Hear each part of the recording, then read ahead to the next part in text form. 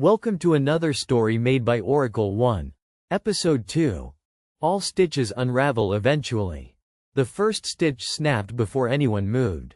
It wasn't loud. It wasn't dramatic. Just a tiny sound. Pop. Barely louder than a raindrop striking wood. Yet the moment it happened, the girl dropped to one knee. A burning ache spread beneath her skin. Not across it. Through it. Like invisible fingers were slowly pulling apart every thread that held her together. The old woman thrust the spindle forward. The carved symbols along its length ignited with silver light.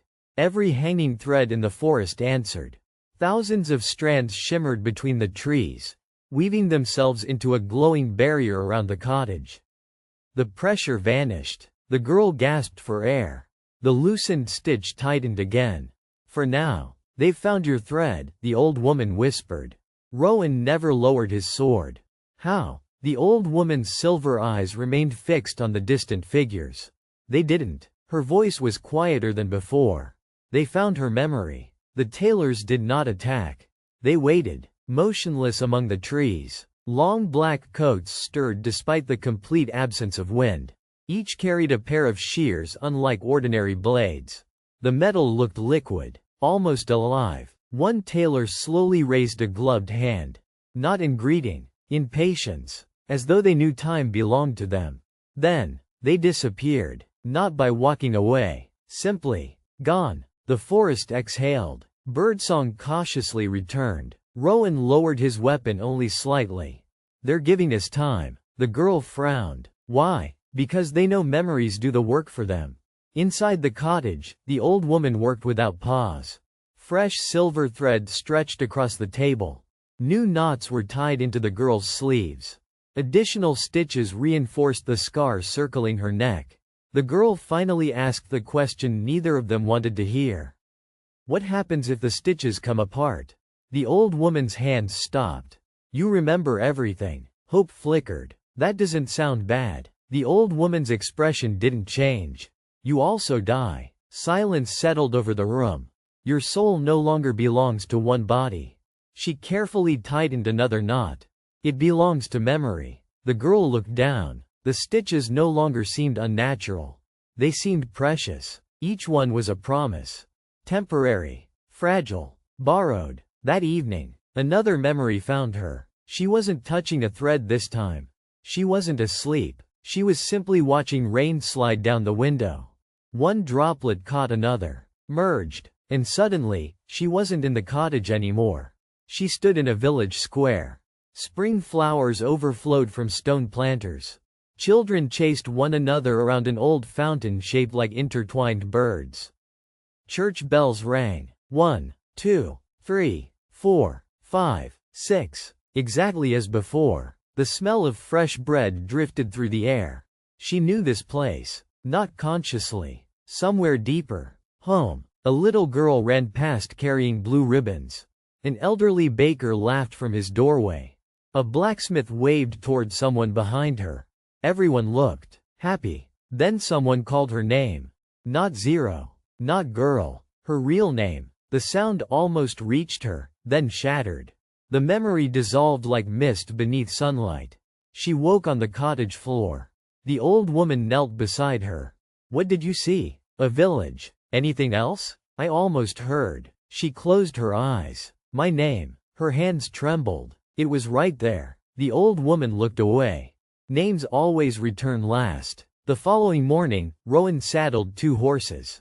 The girl watched from the doorway.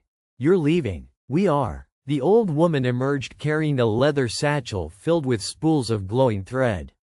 "You remembered a place." She handed the satchel to Rowan. "Places remember people." The girl frowned. "So we're looking for my village?" Rowan nodded. "If your memories are returning there." He wrapped his silver-threaded sword across his back. "The answers are waiting there too." The journey lasted 3 days. Or perhaps 4. The forest seemed determined to confuse travelers. Trees moved when they weren't being watched. Footpaths vanished behind them. Streams flowed uphill before quietly changing their minds. At night, the old woman wove tiny silver charms around the campfire. Each one floated into the darkness. Watching, listening, protecting. The girl noticed she never slept.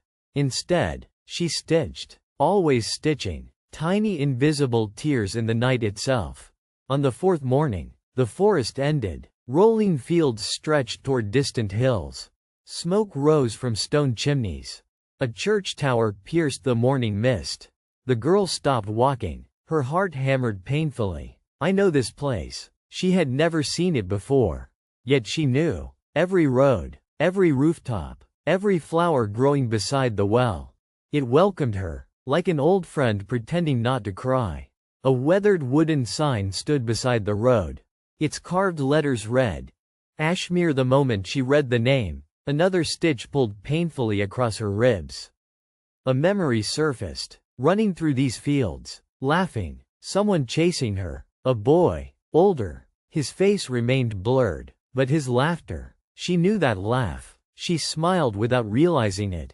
Then, the smile disappeared. Because the villagers had stopped moving. Every single one. The baker, the blacksmith, children playing, women hanging laundry, all staring at her. No one spoke. No one blinked. One elderly woman dropped the basket she carried. Apples rolled across the road. No. The whisper spread. No. It can't be. She's dead. The girl looked at Rowan. What are they saying? He didn't answer. Because he had heard it too. An old man slowly approached. His beard was white. His hands shook. Tears filled his eyes. I buried you. The words struck harder than any weapon. I carried your coffin. The girl stared. He reached toward her. Stopped inches away. Afraid to touch. You haven't changed. His voice broke. Not one day. The village bell rang. Not 6 times. Only once. A warning. Doors slammed shut. Windows closed. People hurried indoors. Within moments, the lively square stood nearly empty. Only the old man remained. He looked over his shoulder nervously. You shouldn't have come back. The girl whispered, I didn't choose to. He nodded sadly. I know. He leaned closer. They'll kill you again. Rowan's hand moved to his sword. Who? The old man's eyes darted toward the church. No names. You don't speak names here. The old woman stepped beside the girl. They've forgotten willingly. The old man nodded. We had to. Rain began falling. Soft. Cold. The church doors slowly opened. A priest emerged. Tall. Kind-faced. Middle-aged. He carried no weapon. Only a lantern burning with pale blue fire. The moment he saw the girl, his smile vanished. Not from surprise. Recognition. I prayed this day would never come. The girl's breath caught. She knew him. Not his name. His eyes. His voice. He had spoken to her before. Many times. The priest approached carefully. You should leave. The girl took one step forward. Do you know me? Pain flickered across his face. I knew you. The distinction felt deliberate. Important. What happened to me? He closed his eyes. I failed you. Silence. Then, I buried you myself. Another memory exploded through her. Church bells. Rain. Running. The priest shouting behind her. Don't go. A man's voice. Angry. She knows. Footsteps. Then, the knife. Again. Closer. Sharper. This time, she saw something new. A ring. Silver. Etched with the shape of a raven. Wrapped around the killer's hand. She gasped. The ring. The priest froze. What ring? A silver raven. Every color drained from his face. No. His whisper barely escaped. You remember. The old woman immediately stepped between them. You know who killed her. The priest looked toward the church. Then toward the surrounding houses. Finally, he nodded. I know. The girl stepped closer. Tell me. His hands trembled. I can't. Why? Because he's still here. The village seemed to grow colder. Curtains shifted behind every window. Someone was watching. Many someones. The priest lowered his voice. Listen carefully. You weren't murdered by a stranger. The girl's heartbeat thundered. You weren't killed by a traveler. Another pause. You weren't killed by a monster. He looked directly into her eyes. You were murdered. His voice cracked. By someone who attended your funeral. The world tilted. She looked around the silent village. Every closed Windows suddenly felt alive. Every face hidden behind every curtain could belong to the killer. Someone she had laughed with. Someone who had known her. Someone who had watched her coffin lowered into the earth. A raven landed atop the church cross. 3 eyes. The same impossible bird from the forest. It spoke in its eerie human voice. They've arrived. Rowan spun. The road leading into Ashmere was no longer empty. The tailors stood there. Not 3. Not 10. Hundreds. Perfectly still. Lining both sides of the road. Each holding silver shears. Each facing the village. Not the cottage. Not the girl. The village. The old woman gripped her spindle. They've never gathered like this. The priest looked horrified. What do they want? The oldest tailor stepped forward. Slowly raised one pair of gleaming shears. Then pointed them. Not at the girl. At the church. A voice echoed across the silent village.